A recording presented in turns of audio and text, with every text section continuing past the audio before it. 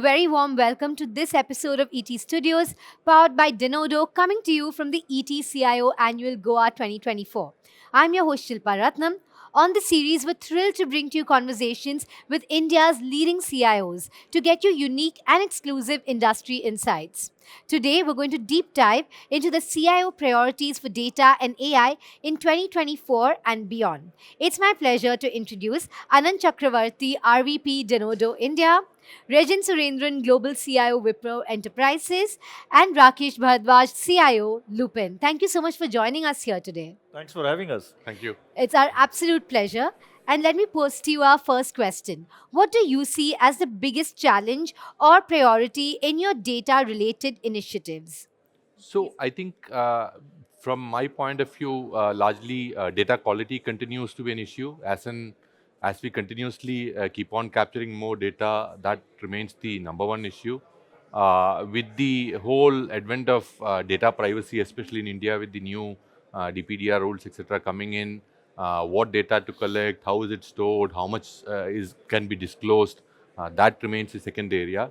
And of course, data security is continues to be the prime importance. So any data initiative which we do, I think these three continues to be the significant challenges across any kind of projects which we do in the data area. Oh, thank you for sharing that. Sir, would you agree these are your pain points as well? I agree with my colleague.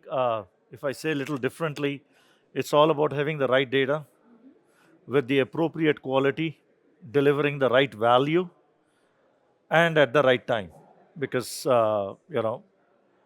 if we don't have that, the end objectives for the business won't be achieved in a very meaningful way. At Denodo, how do you solve this problem? We solve this problem by abstracting data from different sources, both on-prem and cloud, integrating and delivering it real time in a format that's required by business. And thus, we put business in a position to take decisions. That's what will lead to the competitive advantage for our customers. Absolutely. What are the trends that you are seeing in modernizing data? So I think largely it's about addressing the challenges which I mentioned, and how do you ensure that from a data quality point of view, put in a robust governance mechanism to address those. So that becomes very clear. From a governance, from a data privacy point of view, clearly defining the rules on for different functions on what data you can collect, how to store it. So having that clear governance mechanism clearly defined is very important. And also incorporating as part of our cybersecurity roadmap, enforcing the rules around data security is becoming even more important. So it's not just about doing security for your key ERP systems or infrastructure. As part of even data initiatives, how security gets embedded is a very important aspect now. Absolutely. Sir, would love to get your perspective on this. So, in my mind, having a right governance framework is critical to success. And the governance framework is not limited to IT. For years together, IT has been a custodian of a data, but never a data owner. But in the digital foundation, data is the must. So I think the lines are blurred. One has to get that right. Second, all the privacy regulations, frameworks have to be adhered to across the world, because most of the companies today are bringing data from one region, analyzing in second, consuming in the same or different. So that's the other one. And last but not the least in this, I think this is a very constant dialogue. I think we always have been thinking in the traditional manner that some of these are, you define SOPs, you write it, you put it up there, people follow. But I think going forward, these are all constant dialogues. Look at generative AI as an example. The amount of data you need to feed will continue to evolve. Policies, procedures will continue to evolve. And the way it will be rendered and consumed is yet to be seen. So one has to make sure that as a function, we are in a constant dialogue with our respective business functions. Absolutely, and compliance will also, Absolutely. continue Yeah, to yeah. evolve, and we will have to stay agile. Now, the challenge for organizations is how to determine which architecture is a right fit for them, and understanding where to start. Your comments on this? So I think one of the aspects which we are also re-looking at is that because the traditional approach has been to do the traditional extract, transform, load, get everything into a data warehouse, and that usually has been a bane in terms of many of the data projects because you spend a lot of time doing that one. So one of the areas which we have been looking at is saying that other opportunities where we can look at data decentralization, so that from a time to market point of view, you're able to at least get some of the entire ETL part at least can then be crunched, and the business, we can start delivering initiatives much more faster to the business. So that is one aspect I would just want to call out in terms of a slight shift in the way we have been doing things earlier. Thank you for your insights, sir. So, on similar lines, I think industri- industries have to be open for both what I call open architecture and closed architectures. And there is no one answer because, you know, there are industries which have a manufacturing context. So, given the manufacturing element, you will have industrial IoT playing a very big role. So, as you go through the evolution, working with the partner ecosystems, we will have to work out what makes more sense from a longevity standpoint and adopt those practices. Absolutely. So, would love to get your overview on this. Well, the way I see it, the rate of growth of data and also the different formats are not going to allow you to centralize all this data into a central repository.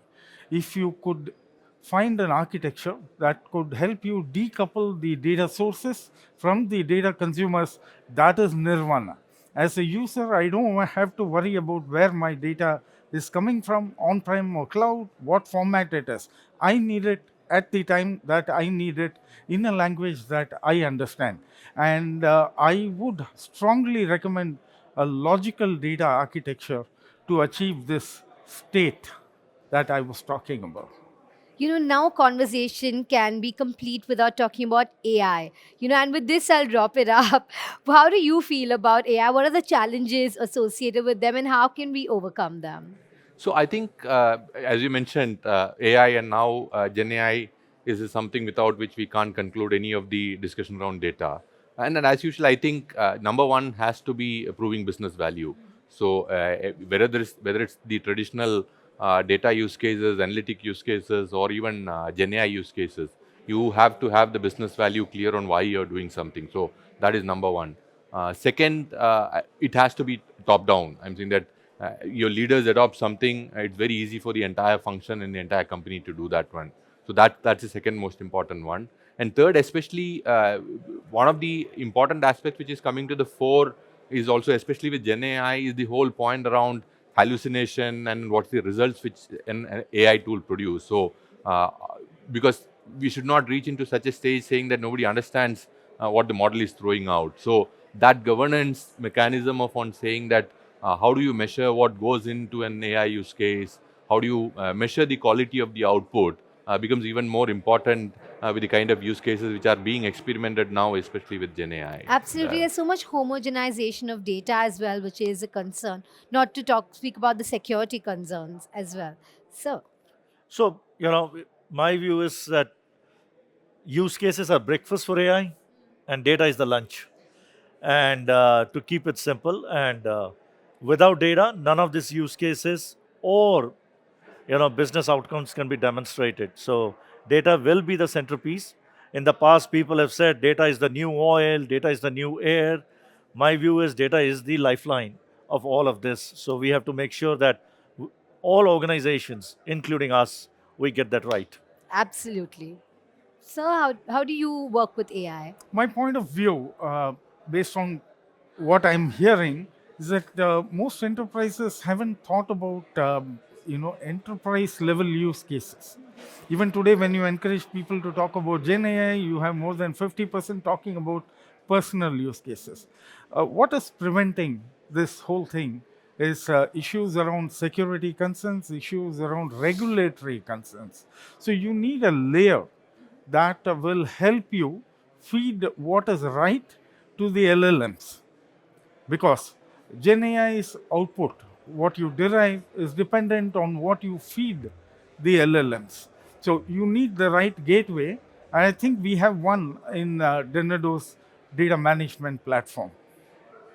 All right. Thank you so much sir, for sharing that with us. And thank you, everybody, for joining our panel today. It's been a very deep and insightful discussion on data, the problems that we face, and the solutions. And thank you so much for watching. And remember, you can catch our other conversations that are happening at ET Studios, that are happening at the ET CIO Annual 2024 in Goa. Thank you.